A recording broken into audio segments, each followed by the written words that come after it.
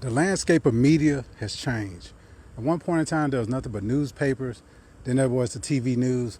But now, everybody's online, telling this and telling that, giving information, misinformation, misguiding people. So I guess I got to change with the time because everybody has.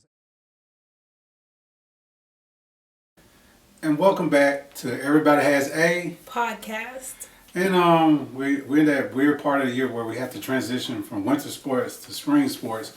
But if you go outside and if you're suffering from daylight savings like I am, losing an hour of sleep, you know that it's here. But we're going to wrap up some basketball coverage before we get out to all the spring sports in the next upcoming days. So in basketball action, we got state this week, and a couple of our teams are going to go up there to the state in our direct coverage area. In 4A, Bartlett and Collierville won their sectional games. Bartlett hosting this past Saturday night. They took care of business. They'll take on Bearden Thursday, and Bearden's 32-3. So that's going to be a tough game, but I think Bartlett should be picked as the favorites. Collierville is 26-5 will take on White County in their quarterfinal game. White County is 32-5. I guess they get to play a few more games than we do over here. And we also got the Covington Lady Chargers from our paper, The Leader, up there in Tipton County. Covington is reaching up there. They're taking on White County, my bad. Collierville is taking on Blackman. Collierville will take on Blackman, who's 28-3. So good luck to our girls teams that made it up there. But there was a journey and a path there. I got a chance to see some of it. I got to see Covington eliminate a tough Millington team. I guess they took heed to your words of playing with some gumption. Mm-hmm. In the last few games, they did that. At one point in the fourth quarter, they were down 34-31. I feel like you could tell from, I wasn't there, but from the video, you can tell that. Where did you see the video at? On West 10 Media. Okay. You could tell that Millington was actually playing with some gumption. Like, they actually was, like, wanting to win. Like, they were playing. And also, I guess, the coach being, a lady charger, she kind of wanted to probably prove that, like, hey, look what you taught me. I'm putting it into use to try to beat you. Or at least, give you a good competition. So it was really nice to see them put up some points and actually give Covington a run for their money. They didn't just lay down and get ran over and get all walked all over. They actually, put up some shots. Coach Reed did a great job in her first year, her and her assistants. Their culture is building. I think it took the playoffs for the girls to realize they can do it. They were very capable. Mm-hmm. And most of that team returns back next year. I hope they all stay together. We live in a day and time where kids transfer, leave, and all that kind of stuff. I hope this group of Lady Trojans stay together and honor the legacy of their senior, Alexis Williamson. Separated shoulder, injured, banged up, but this is her senior year. She toughed it out. I know in the highlights you kept hearing Alexis Williams, but it's Williams' son. Did a wonderful job of leading the team and putting coaches' words and her teachings into action, leading that team. So I got to pay homage to Alexis, and a wonderful job. And she made it to the Millington Central High School Hall of Fame this past week, so congratulations on that as well. So another athlete familiar with Tayshawn Dye is also inducted into the school's Hall of Fame. It's a very prestigious honor there at Millington Central. Mm-hmm. So she definitely has great character, a leader in the hallway, great on the soccer field. Mm-hmm. So we might be hearing her name with our Athlete of the Year.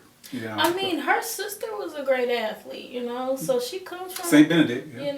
I knew Liyah since kindergarten, and she was always like, and also we went to middle school together, and she was a track star, and her poster was plastered on the wall with all her medals and all that stuff. And I'm like, okay, go Liyah. So it's really nice to see her little sister do so well, They grow up so fast. I feel old. Yeah, because I remember when Alexis was a little girl. Now she's getting ready to graduate. So time does fly. And we're at the state tournament in Murfreesboro this week. And like I will repeat, the Bartlett Lady Panthers taking on Bearden Thursday in the semifinal. In 4A, Collierville Blackman in the other quarterfinal up there in Murfreesboro. Then Covington in 3A, they're up there as well. I think we have Dyersburg up there. A few other teams from West Tennessee. So let's root for West Tennessee that those gold basketballs head their way back to the river and come back our way. But best of luck to our girls, and it's time to show a little highlights from that Millington Covington game. Check it out.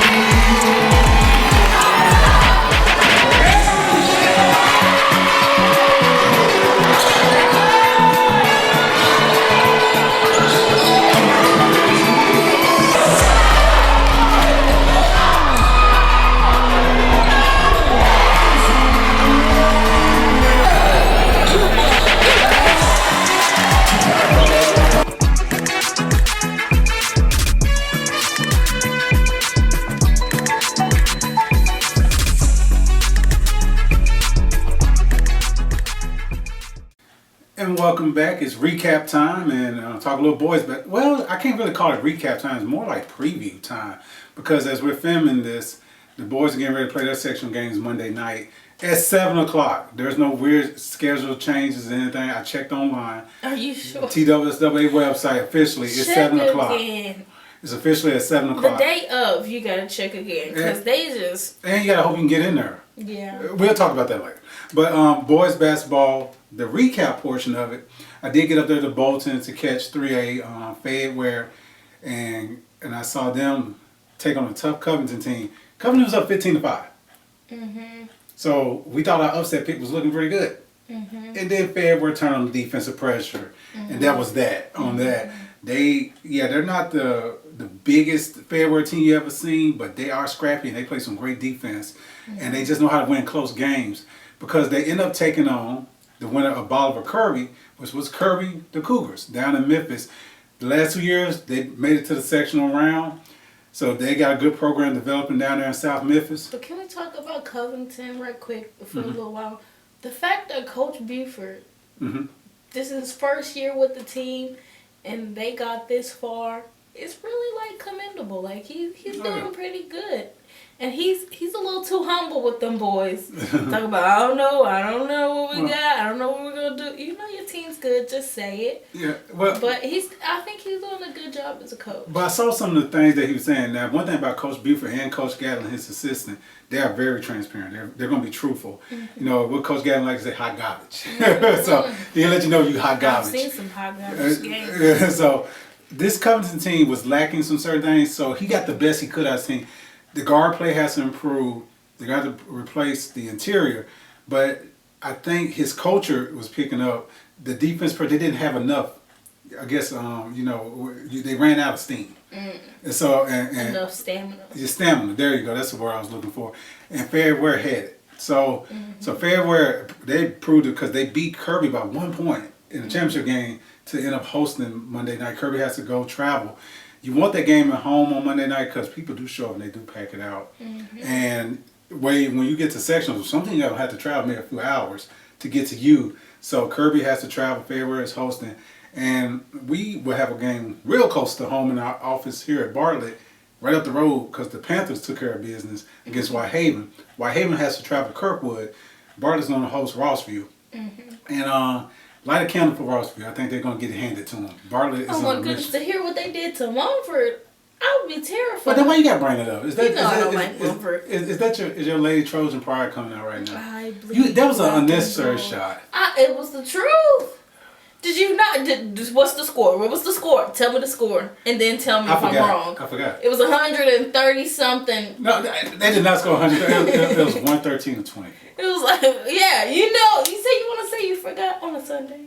On a Sunday? I thought it was Monday. Oh, it will be posted on a Monday. Okay, so We're then. recording on a Sunday. Okay, it's not in the church, it's in the office. Fibbing on a Sunday. I did not fib. Day. Your 130 triggered my memory. Oh, okay. So that was unnecessary to bring up. I'm just saying, Bartlett boys are scary. I would be terrified to play them. They can be, yes. Coach Real has them real good this year. Top prospects on that team. That should be a headline, real good. It might come in handy that they say they win that state title. Real good might be the front page of the Bartlett Express. So take care of business, Panthers. But so that's the boys' action that's coming up. And I did, like I said, I got up to Bolton, got some highlights of Fairware and Kirby. So let's see how they got to the sectionals. Check it out.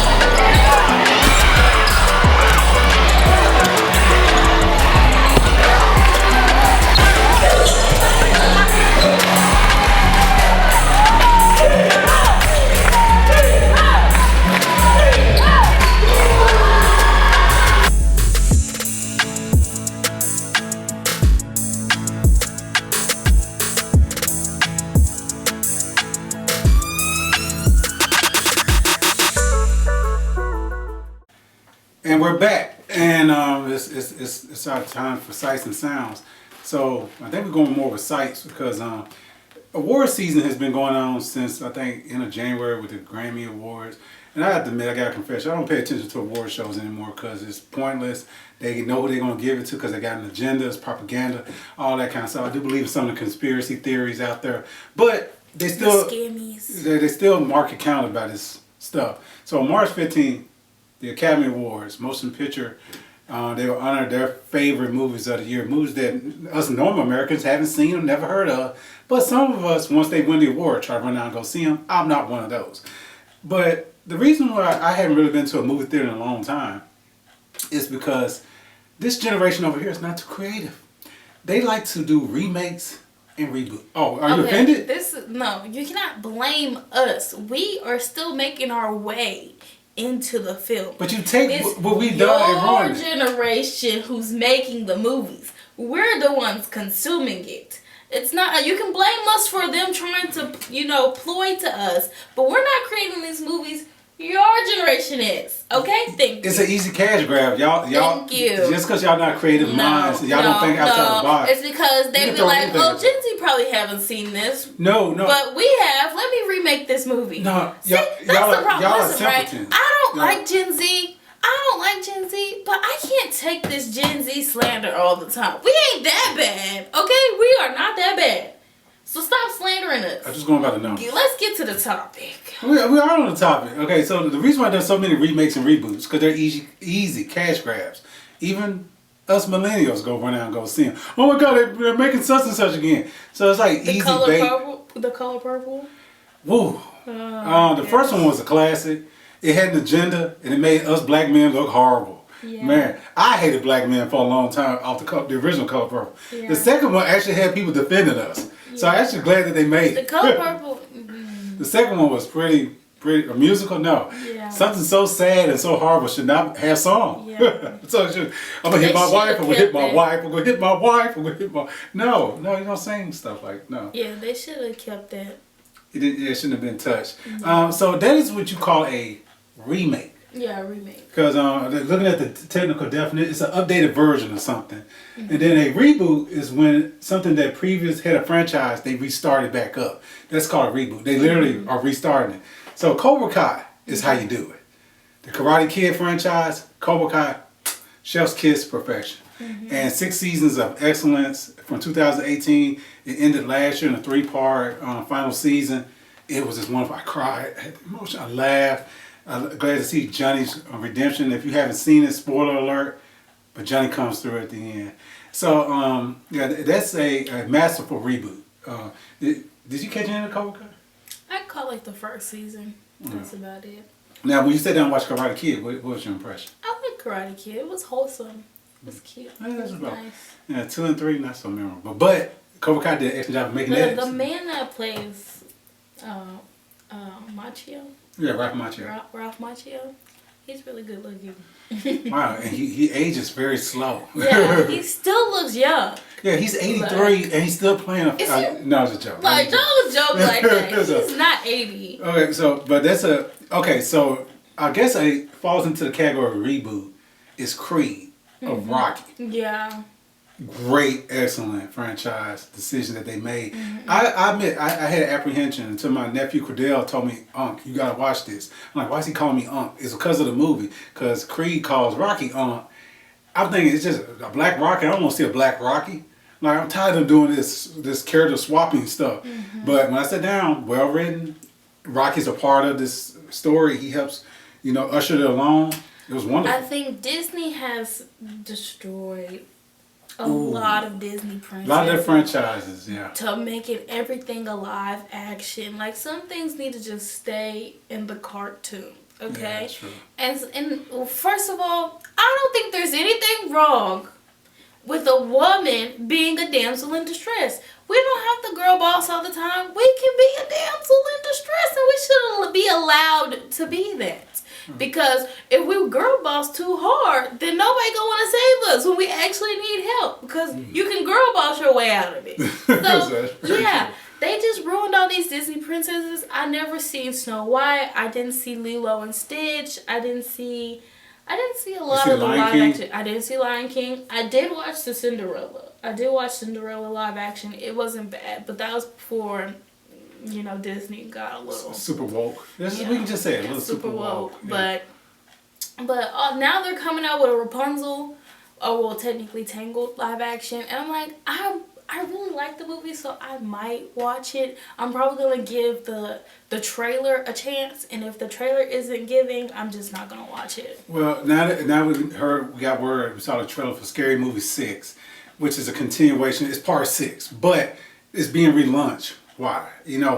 What category of scary movies been out the last few years that they're gonna parody? Yeah. So it's like, do we need this parody? What, like The Nun, The Smile, Black Telephone, well, another Scream for the 35th time. So, yeah. Why we got more Scream? I don't want no more Scream. Now, I hate Halloween movies. I hate scary movies. Ugh. Well, I guess ban all of them. I guess to close out, to brag a little bit on us millennials. We didn't make it, but when they fed us reboots and remakes in the 90s, we had Brady Bunch the movie off the show that was broadcast in the 70s. It was hilarious because it was mocking it, but it brought it back to like the characters were paying homage and doing an imitation and an impersonation of the original characters. That was our idea of a reboot. But now when you take the intellectual property, I learned what IP is, and you bastardize it, or you neuter it, or you change its ethnic background, we started to see a trend when the Honeymooners went black.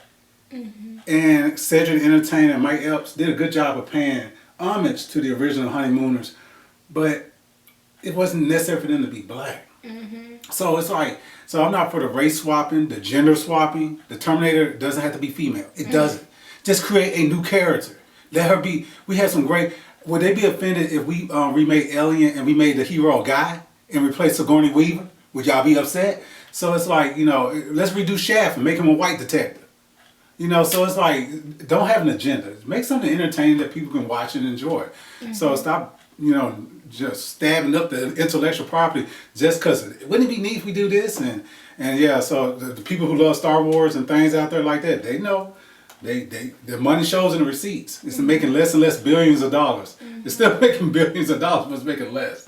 So, like the Marvel heroes and all that kind of stuff. So, and sometimes people want nostalgic things. Going nostalgic and keeping it the way that it was is probably better than trying to make it more woke or left leaning. Yeah. Just keep. Sometimes the good old back in the day recipe is still good today. You know what I'm saying? You don't have to change things because it's a new generation. You can keep things the same and probably teach the new generation how it was for the older generation. You know what I'm saying? Yeah, that's right. And the same, we still learn the same stuff. We still have the same morals. Mm-hmm. So you don't have to change anything, Yeah, like a couple good quick examples. Bel Air, Fresh Prince of Bel Air to Bel Air, they wanted to make it a drama. So they kind of let us know what they were doing there. And Fuller House, mm-hmm. It's a continuation. He literally had 3 girls. So he had 3 daughters. Mm-hmm. But the best friend comes in. It fit perfectly with lined up in 1988, 89 when 3 guys came together to raise a family. So now his daughter, her sister, and her best friend, just like the original show. So that lined up. That wasn't a gender swap. That was the family continuing on. Bel Air, that was a reimagination of a comedy. Same characters, but what we add edge to them. So there's ways of doing this thing without. We know when you're just trying to get our money. We also know when you're bastardizing a franchise. Then we know what's the most sincere form of flattery? When you're doing a tribute imitation. Compliments. Oh, spoken like a girl. Speaking of a compliment, I shared a very special moment this week on a signing day with Caleb Smith up at Brighton. A young man, soccer player, is getting ready to head out to Free Hardman. Shout out to the Church of Christ. He's heading up to Free Hardman where his mom and dad attended. And I remember a special moment we had at a game with him, both of us had with him at a game, and we reflected on that in his interview. Check out this moment. I think when you understand being part of the body at church, yes, I'm Church of Christ by the way as well. You're part of the body, you understand when you're part of the team. You're just one member in something bigger than you. Yes, sir. You've definitely shown that on the soccer field. And I want to share this with you as we wrap up. I do remember last year at Mumford, in the middle of a playoff game against your rival, heated, You saw your teammate go down, he landed on his head. Yes, sir. You were the first one to bring everybody together in prayer. But in the midst of all that, me and my daughter were standing on the sideline. I got my camera taking pictures. And during the down period, this kid walks over to me and said, "Hey, how you doing today?" And then he comes back, "Hey, I'm Caleb. And I hope everything's, hope you're having a good time. Hope we give you a good game." I'm like, "What is wrong with this kid?" I said, "He's in the middle of the game." And as he walked off, I see Smith and 15, and that left an impression on me. So I get a chance to say thank you. Of course. I do remember that. What made you do that? I just, especially like always in the hallways, always something I try to do, just, like brighten someone's day. Like somebody's walking the hallway, I'm always like, "Have a good morning," or "It's good to see you." Just trying to do the little things to help people smile throughout the day.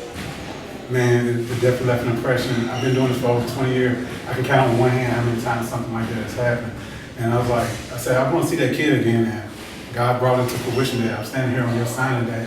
And I'm not surprised that you're heading out to Free Harvey. Caleb, congratulations. Thank you so much. Thank you so much. And we're getting ready to close out with our final segment. And I'm going to take this opportunity to get a little something off my chest. We're going to close out with a crash out. I hope I don't crash out, but it might come close. We don't have a Liyah's Lens this week because I goofed up. I didn't check the schedule for the Bartlett girls game. It was at 5 instead of 7, so we got there as everybody was leaving and saying, "Good game, this and that." So yeah, it happens sometimes, schedules and all that stuff. But I showed up Thursday night in Memphis at Southland High School at 6:30. Games tips off at 7. Y'all should have seen some Bartlett Whitehaven highlights. But why you didn't? Because I was greeted by a super long line outside of Southland High School. This line wrapped around the building. Everybody wanted to go see this game. So it's 7:05. I can hear the basketball game going on. And I'm standing in the line, nowhere near the front of the line. And I'm like, wow. They started the game knowing that people wanted to still outside. They couldn't move it back 30 minutes or anything like that. So I'm like, wow. And then they'll live stream the game, so people are looking on their phone. And you see the gym's packed. It is packed. So a good 7,000 people were trying to watch this game. The two best 4A teams in our city. All of a sudden I hear a commotion. Apparently somebody got bear maced by the security because they got upset because of what was going on. They wasn't being allowed in the game. They had a single file line. They were checking every individual. So some of you people out there, well, here's Memphis. I've been doing this for 20 years.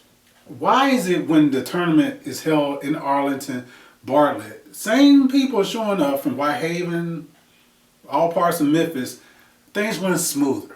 Can you answer that for me? Maybe because they have more than one checkpoint to get in. Maybe because they have security details spread out.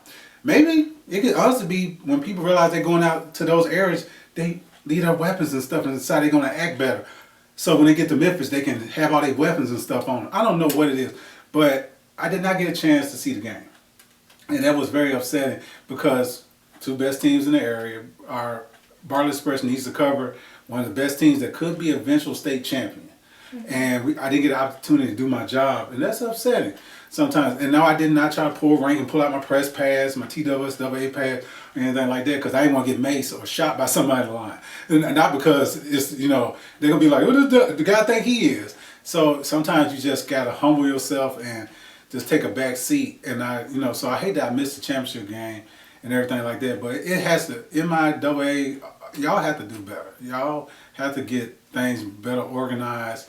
If you want to do that, make sure you got the manpower and the personnel to check everybody. I have them a clear bag, all that stuff, so people can watch their kids, their relatives, their classmates, because that's what I saw standing in line. Kids and some of the rival schools, they actually wanted to cheer on their Whitehaven team, and Arlington kids wanted to cheer on the park. Or just your community. Yeah, alumni. I talked to a guy that's a long-time graduate of Whitehaven High School.